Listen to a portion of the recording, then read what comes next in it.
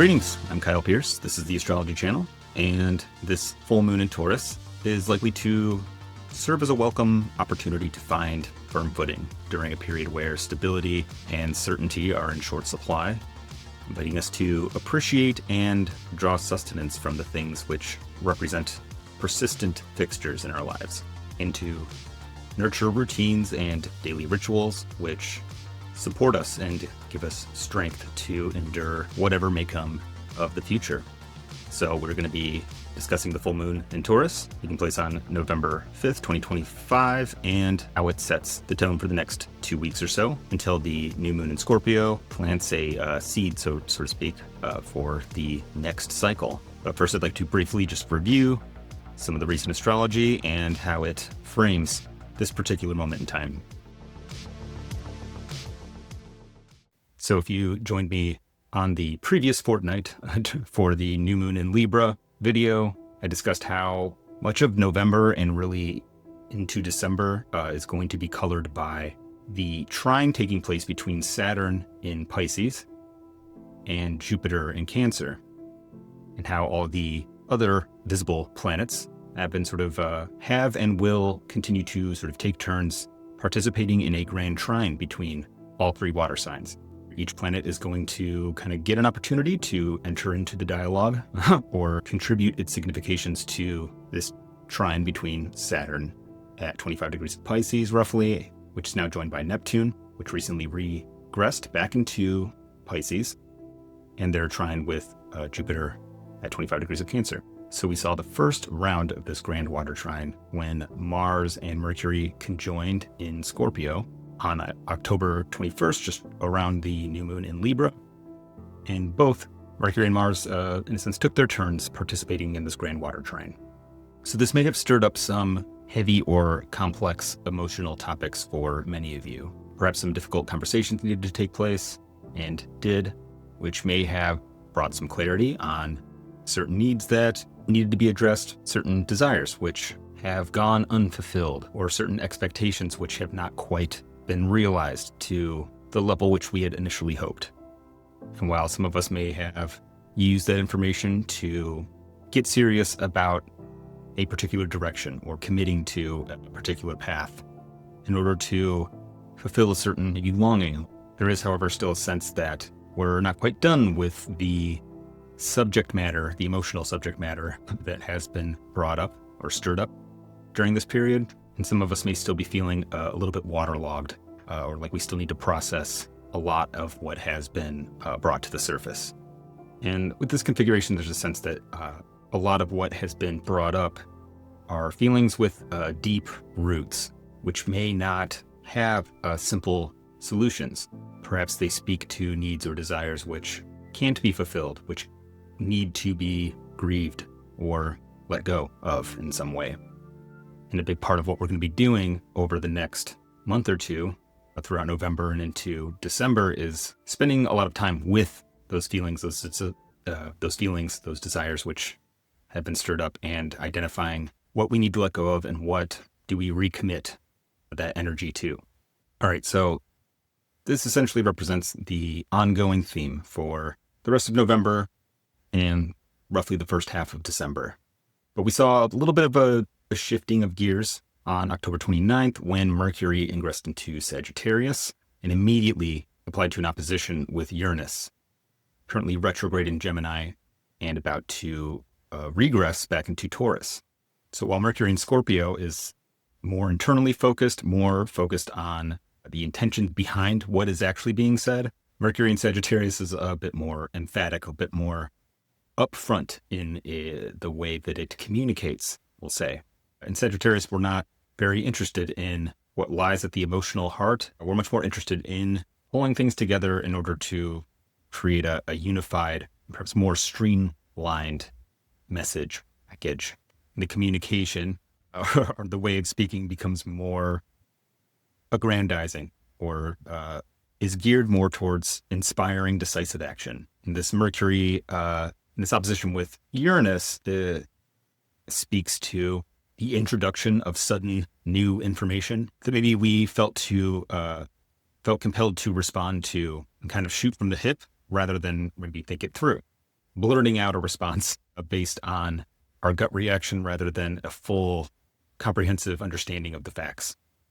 Some of us may have broken out our jump to conclusions mats and took a leap, right? And what we may be seeing over the course of really November, but around this full moon in Taurus, is a slowing down or a growing awareness that we need to go back and revisit some of those facts or some of the information that we jump to conclusions on. Because on November 9th, Mercury is going to station retrograde at about 6 degrees of Sagittarius. And over the course of November, ingress back into Scorpio and revisit this Grand Trine between Saturn and Neptune in Pisces, as well as Jupiter in Cancer, which we'll discuss a bit more later. But I imagine, especially for the mutable signs, this will represent a potentially frustrating slowing down or kind of having to venture back into the complex and internal emotional dynamics going on between you and other people or within yourself, or just other people needing to do that and, sort of gumming up the works, which may prove even more frustrating to mutable signs as Mars ingresses into Sagittarius on the day before the full moon in Taurus on November 4th. And we'll also begin applying to that opposition almost immediately out of the gate with Uranus and Gemini. And while this does represent us sort of moving away from the anger stage of grief that we may be going through as we reassess the internal emotional landscape of our desires, of our needs, and many of us may be finding a renewed ability to act unencumbered or weighed down by these sort of wet, sticky emotional topics. We will want to be mindful about, especially for mutable signs, going full throttle based on not fully thought out conclusions. I like to think of Mars and Sagittarius as a militant evangelist or a crusader, somebody who fights or aggressively asserts energy on behalf of a particular conclusion about the way things work, about the way things need to be. Sagittarius can be a very opinionated sign. While it does have a side of it that is always in search of or open to changing direction, fundamental to the nature of Sagittarius is to identify a single target, a one true target, and go there, or sort of build unity around this thing which I have now come to understand as the truth. And especially with Mars, there's a tendency to push back against or even attack relentlessly that which is not fully subsumed to the will of the individual or the will in accordance with, this one true thing, right? So this shift from Mars being in a water sign, which is, it's Scorpio, it's a very potent sign for Mars to be in, and Mars can be very effective and destructive in Scorpio. It's usually in a more controlled way, and it's usually in a more covert or subversive way. While in Sagittarius, it can be a little bit reckless or loud and overwhelming. And especially with this opposition with Uranus, this does look like the potential for ideologically based arguments or conflicts which arise suddenly and potentially in an overwhelming way, where perhaps a perspective gets introduced that challenges somebody's opinion about how things should be, and the reaction is violent and explosive. And this is something that you may want to watch out for, either within yourself or within people in your life. And sometimes, for some of us, we may find ourselves clinging or holding on to a belief or position because we don't want to deal with some of the more complex subject matter taking place under the hood. Being so eager to move in a direction, any direction, as long as it doesn't involve me going back and dealing with that shit that I don't like or that I don't want to accept, and essentially operating from a place of denial, potentially. So while this is something to watch out for, especially if you have a prominent mutable sign placement, Sagittarius, Pisces, Virgo, or Gemini, but at least for the time being, a lot of this is kind of removed or separate from this lovely full moon in Taurus that we are enjoying on November 5th. So now that we have reviewed things leading up to the full moon in Taurus, let's dive into the full moon in Taurus. Hey gang, wanted to take a quick break to tell you a little about the 2026 Magic Dates Electional Astrology Guide, written by astrologer and friend of the channel, Joe G, and myself, in collaboration with Astrology Hub. The guide includes 24 of the most auspicious dates of 2026 with full write-ups, rigorously handpicked by Joe G and myself, which you can use to time those big events which you want to go as smoothly as possible, like launching a business, planning a date, or founding a cult. It also includes timeframes for the most powerful transits of the year, so you can coordinate your endeavors and make sure that the astrological winds are at your back. What's actually really cool is that purchasing the guide also gives you the option of syncing this guide with your calendar, so you can easily plan your activities around what the astrology most readily supports. So if you want to get access to high quality and aptly named elections such as the Revelry, the Hail Mary, or my personal favorite, the Golzuka, you can pick up a copy and support the channel at the same time by heading over to www.astrologyhub.com/magickyle. That's www.astrology.com/magickyle. There will be a link in the description as well. I really hope you check it out. Joji and I really poured our hearts into picking these dates and doing the write-ups and had a lot of fun while we were at it. So I'm actually really proud of our work. So yeah, go check it out. And with that, we will resume our regularly scheduled programming. Thanks.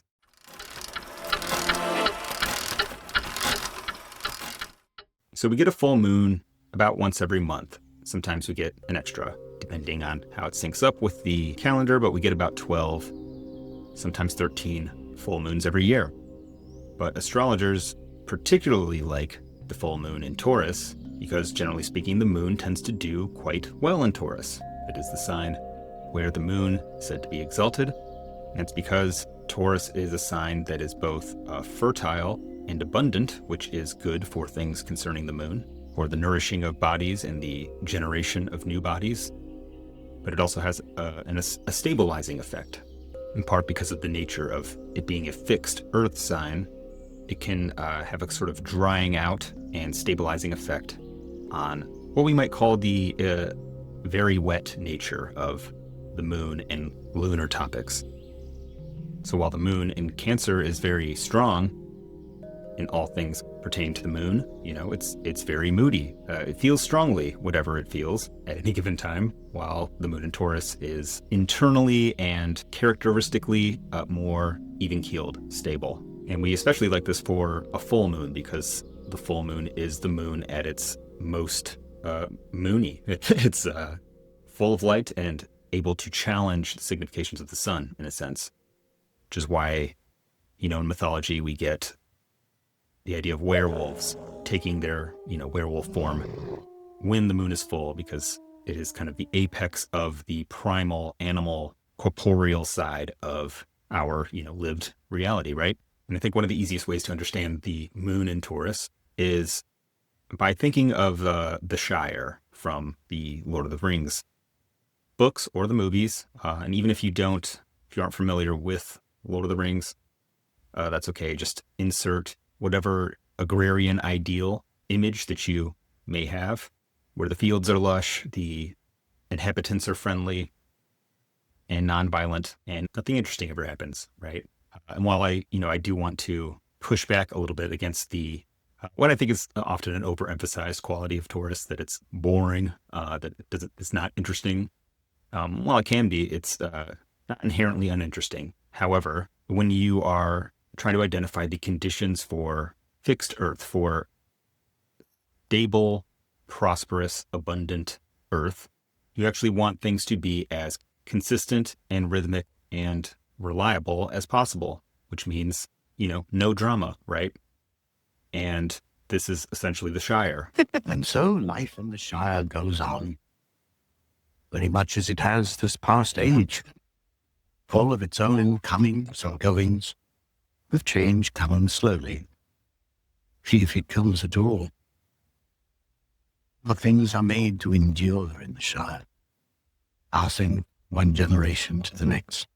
And in fact, the Hobbit folk, the the little people with hairy feet that live in the Shire, they're sort of perfectly conditioned to live in that environment. They're small, they're unimposing, they like to take things easy, they don't like change, they don't like adventure, they enjoy food, they enjoy the simple pleasures of life, and they tend to shun disruptive or overly novel things, which potentially disrupt the normal, orderly, prosperous flow of life in the Shire. The hobbits are not out looking to conquer the rest of Middle Earth, right? Why would they? They have the best real estate in the fictional world of Middle Earth. But there's a sense in those stories that the Shire tends to exist, or life in the Shire tends to go on as it always has, regardless of what's going on outside. And that is part of the both the strength and merit of Taurus, as well as the frustrating and sometimes problem-causing characteristic of Taurus, is that tendency to keep doing the same thing. Once Taurus people identify something that works for them, they're not likely to change it, sometimes even when it's necessary to do so. And this is part of what the idea of the moon's exaltation in Taurus means. Taurus both facilitates the highest expression of the moon, but the moon also brings a level of adaptability to Taurus, because the moon is so fast moving, because it is so subject to change and sensitive to subtle changes. It needs to adapt in order to alleviate discomfort, or in some cases make sure that, you have food on the table every day, right? And what's nice about Taurus is that under normal conditions, as a sign, things don't tend to change too much. They don't tend to be or require a lot of change unless, afflicted by contrary bodies, which does happen from time to time, fairly often actually. But what's at the heart of Taurus are topics and layers of reality which, while capable of change over longer periods of time or on more superficial levels, at their heart, they're pretty much tales as old as time, right? They're stable fixtures of manifest reality, like seasons, right? While there are on occasions anomalies when it comes to seasonal changes, as well as a long-term pattern of climate change, even without the involvement of human beings, in general, they follow a pretty consistent pattern. There's a part of the year that is usually colder, often wetter, which is followed by a sort of middle period between this cold period, which we often call winter, and the warm period, which we call summer, which if you live anywhere away from the equator, there's at least some measurable difference between these two seasons. And we have these two, winter and summer, and then we have two seasons which represent the transition from one to the other. So pretty stable and consistent, and for a lot of things, especially if you are a farmer, but really if you're just a living entity with a physical body that is sensitive to temperature, observing the seasons and responding to their rhythms will generally pay off. It's not really something which there's a lot of benefit in rebelling against, right? Similarly, you might take something like music, which, being a sign ruled by Venus, you are apt to find in Taurus. And you might be thinking, but Kyle, there's no rules to music, right? There isn't any one music that is objectively the right way to do music.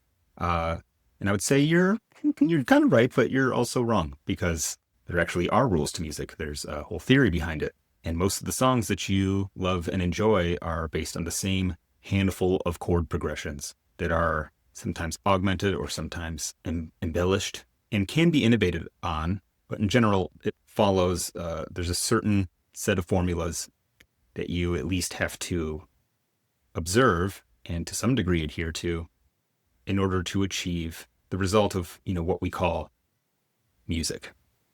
While, there are differences in taste, you'd be surprised how consistent the rules are and how actually subtle a lot of the differences between different genres of music are. All right, well, so I think you get the idea. But this is what this full moon is rewarding right now, or where the fruit is to be found during this full moon is in those parts of our lives or those activities which we observe and sometimes stubbornly adhere to a sort of consistent, often in daily attendance to. It's often the difference between Scorpio and Taurus is Taurus has, a farmer's approach where you plow the land, you identify the nature of the land, what kind of soil do we have? What is the climate like? What, based on my observations of the world, can grow in this land? Or what is this land most suited to? And what does it need from me in order to realize its fruit-bearing potential? And just putting in that daily labor and effort that is required for farming, and that sort of syncing oneself with the land and its needs. While in Scorpio, we're more operating like a hunter or a spider, setting up our web to, catch the big juicy haul. Scorpio has that same enduring, persistent effort towards acquiring or the fulfilling of a desire, but it takes more of a hunter's approach, where we're looking for the big score in Scorpio, where we spend, a year and a half casing the joint, assessing the security, assembling the team, and planning the operation, making sure it all goes off without a hitch. And then we get our, $20 million, and then we retire, right? We enjoy the fruits of our carefully planned hunt. While, with Scorpio, most of the time, it's not really one and done, but it's, one big score, you chill for a while, and then you prepare for the next one. And like the cycle operates on a similar time frame to the Taurus cycle, which, especially if you're considering the idea of a farmer, you have seasons for certain activities. Part of the year, you're working really hard. You're plowing, you're planting. Then other parts, you're just waiting for things to grow. And then during the winter, most of the time, you're just drinking your bread and trying not to freeze to death. But there is a similar effort followed by a refractory period and a sort of rest and then a gearing up again. But the cycle is nonetheless stable and consistent, and you keep doing it. But you do it that way because it is how it needs to be done, right? You're not going to grow anything if you plant, in the middle of the winter. So part of what I think we might be able to achieve some insight on during this full moon, and perhaps what we may be seeing some rewards for in the Taurus part of your life, are 4 things that you have adapted yourself to, in a sense. Taurus is stubborn, for sure, but it's also quite malleable once it's assessed and understood the conditions which it must exist in. Particularly with the moon in Taurus, there is an ability to sort of sync up biologically, if you will, to wherever it is the person has identified the source of prosperity, or, where the good is going to come from, which is an important skill and actually not one that everybody has, right? Or we all have to varying degrees. In fact, I would say many of us suffer from our biology's inability to sync up with the conditions of our environments, of our lives. And, in some cases, the body shouldn't or isn't meant to. And that's a different problem. But there's also a reason why it's hard to change biological homeostasis. Because if biological homeostasis were a super fickle thing that you could just change on a whim, it would be very hard to maintain a complex biological system. The systems which feed other systems require things to happen in a certain order. And this is the essence of Taurus, is understanding the order of things and being both stubborn and solid enough to resist outside influences or things which will destabilize the internal harmony of your system, but also being flexible or malleable enough to adjust to the subtle changes, the subtle shifts in rhythm. This is the mark of like a good musician, right? Is being able to sense, when the tension is building, when to not play a certain note to build tension, and then when to release it. And I mean, it is also the mark of a good lover, right? Is especially when we're getting into the specifics of the second decan of Taurus, which is actually riddled with, which has a long history of varying degrees of veiled innuendo, sexual innuendo, and the imagery associated with it. But if you want to be fecund and successfully reproduce and take advantage of fertility, right, fertility also take place according to cycles. So, at the risk of not going to be gross and get overly graphic, but, you plant the seed at moments of optimum fertility. Likewise, if you want the fruit of your plowing to only be pleasure rather than the duty and obligation of a crop to attend to, right? You plant seeds when the ground is not fertile, right? Which there are apps and various ways to track. But suffice to say, laden with images of horny farmers, though this decan may be, you can also find a deeper relationship with the careful observance of the natural cycles of time and the syncing with them as a path to abundance, prosperity, and pleasure in earthly matters through this decan's association with the Horai, who in Greek mythology were the goddesses of the seasons, who further have their etymological root in the Proto-Indo-European word for year. But in Greek mythology, the Horai were the personifications of nature itself, particularly the seasons, and carried with them the idea of this relationship with the natural time. The Horai or Hore is actually where we get the word hour from. So again, this idea of observing time and observing it and tracking it to both assess the qualitative nature of given periods of time in order to prosper by maintaining rhythm with time, but also to identify the cyclical nature of it as to predict and set expectations about the future according to this natural rhythm, right? Which you can also see through the rulership of this decan, according to the descending Chaldean order method of the moon. But using the triplicity method, you get Mercury. So if you use both rulers, as I do, and many others do as well, you get actually a pretty coherent sense of the relationship that we're trying to cultivate with the earth, if you will, being one that is both lunar in that it is natural, intuitive, instinctive, and meant to facilitate life and growth, but also mercurial in that we're tracking it, we're labeling it, we're thinking about it, understanding it, and intentionally, consciously mapping or planning around it. So we're coordinating our plans, our activities, our endeavors through Mercury around both natural and biological rhythms and cycles in order to achieve fundamentally Venusian results, which is prosperity, wealth, joy, and pleasure, right? During periods of large-scale change, such as these, where there's a level of uncertainty built into life, where how do we orient ourselves and find the good and keep the good in our lives? One thing I think it would be wise to maybe tune into is to tune into the things that, no matter what's going on in the world or taking place in the ongoing drama of your life, there are most likely things that you do every day that are independent of all of that. Small daily rituals that you observe that support you in ways that you often take for granted and that are sources of pleasure and joy in your life. Whether it's, your morning coffee or your friends or a significant other, this full moon represents a ripening and a bringing into visibility of the good, which is enduring and already a part of your life because you've been feeding it every day or consistently, because it's just built into the natural rhythm of your life. And this is a time where you may be receiving rewards for things that you've just been doing all the time, that you have committed to as part of your sort of daily labor. And you may be receiving a sort of harvest, most likely tied to the Taurus part of your life, the perhaps the whole sign house that Taurus represents in your birth chart.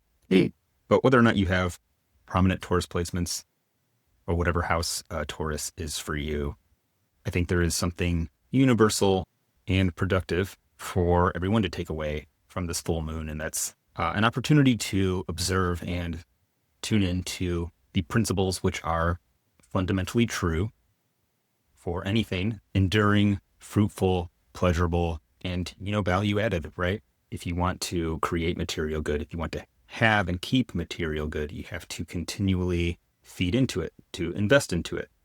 The tarot card associated with the second decan of Taurus is the Six of Pentacles, which features an image of a man giving alms to the poor, to giving back to the community, in a sense. Somebody who has enjoyed material prosperity and is sharing it with others. And more broadly, it speaks to this idea of giving or, receiving and then giving back. But it's a reciprocal relationship, just like if you were a farmer, just like if you were in a romantic relationship.